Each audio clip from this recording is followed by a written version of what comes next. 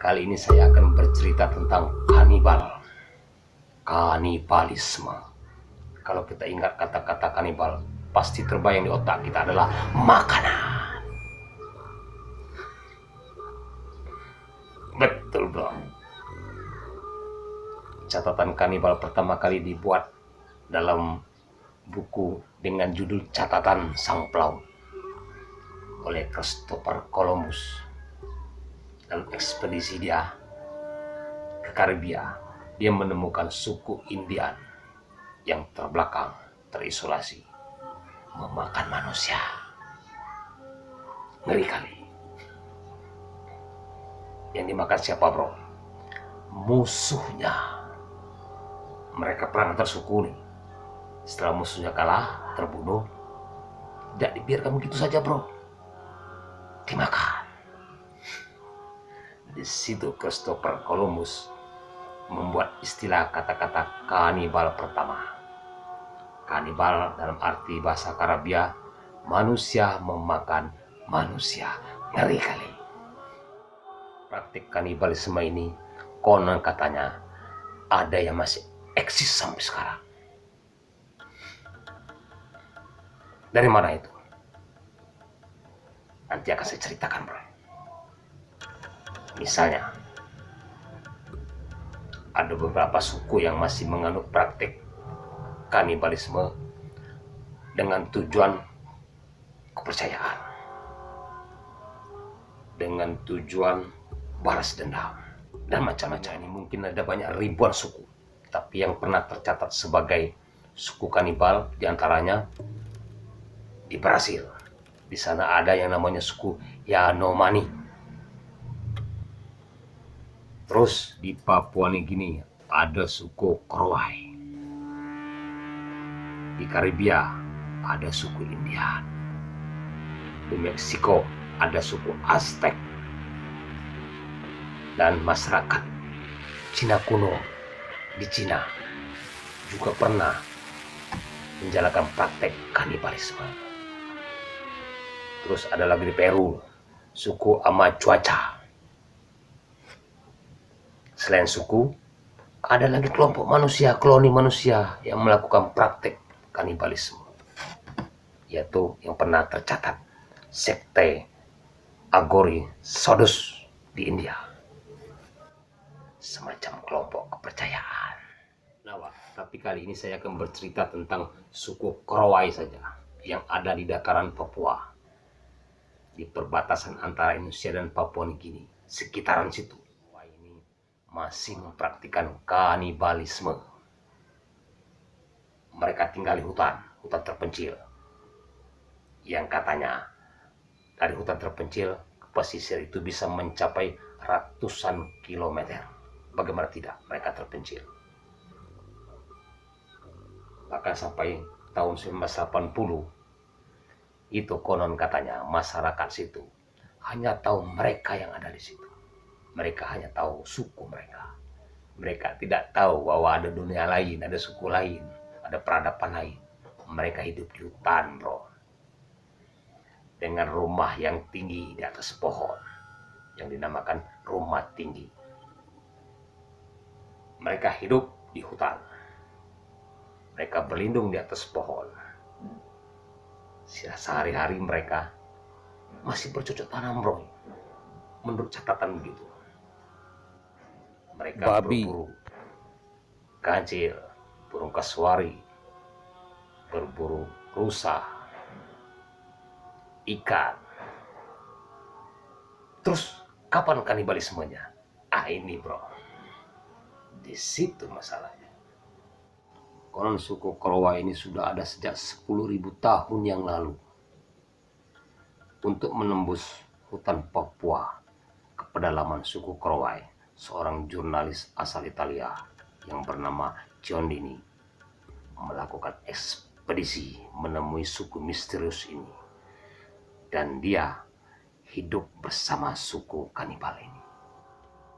Selama hidup bersama kanibal-kanibal ini, si jagoan ini sempat mendokumentasikan tentang kehidupan suku Kroai.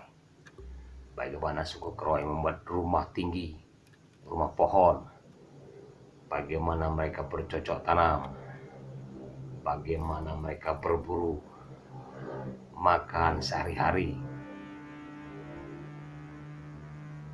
Pak, suku Kroai adalah salah satu suku yang ada di Papua yang tidak menggunakan koteka. Apa itu koteka? Alat untuk menutupi penis mereka.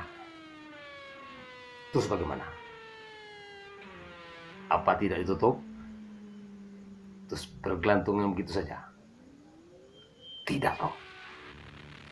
Rupanya alat kelaminnya dipaksakan dimasukkan ke buah sakar. Maksudnya di kulit pembelut telur. Dimasukkan paksa. Terus diikat dengan daun tertentu. Hingga aman dari serangan. Serangga-serangga binatang. Karena mereka orang hutan. Suka naik pohon. Jadi alat kelaminnya aman dari bahaya. Jadi mereka tidak menggunakan koteka dalam hal ini.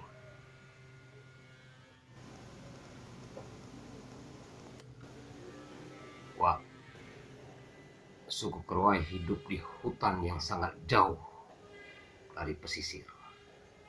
Jadi tidak memungkinkan kalau peradaban baru, peradaban modern, gampang masuk ke tempat mereka.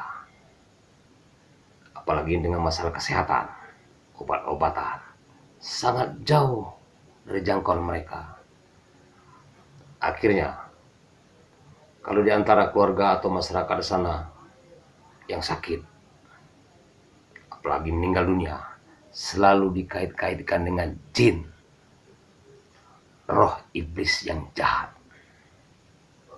yang dinamakan Kakwa. Nah, dari sini asalnya kanibalisme. Bagaimana kanibalisme di suku Kroai bisa eksis sampai sekarang? Rupanya begini, bro. Jika ada anggota masyarakat yang sakit atau anggota keluarga yang sakit, selalu dikaitkan dengan roh jahat. Siapa yang disalahkan? Roh iblis yang jahat. Bagaimana dia datang? Mereka percaya bahwa roh jahat itu menyamar, merasuki seseorang dari anggota masyarakat di suku Kroai, bahkan dalam anggota keluarga sendiri. Jadi seseorang itu dicurigai membawa roh jahat, kerasukanlah. Atau ke zaman sekarang, kalau di Pulau Jawa, Pulau Sumatera, ahli-ahli sihir atau dukun santet yang dianggap sebagai pembawa jin jahat. Jadi di suku Kroai ini, orang yang terkontaminasi dengan roh jahat atau para jin ini dianggap Kakwa. Kakwa. Jadi Kakwa ini, jika ada yang bermasalah, ada yang sakit, meninggal dunia, Kakwa akan dicari. Siapa yang dicurigai sebagai Kakwa? Pastilah ada orang-orang yang dicurigai menurut kepercayaan mereka.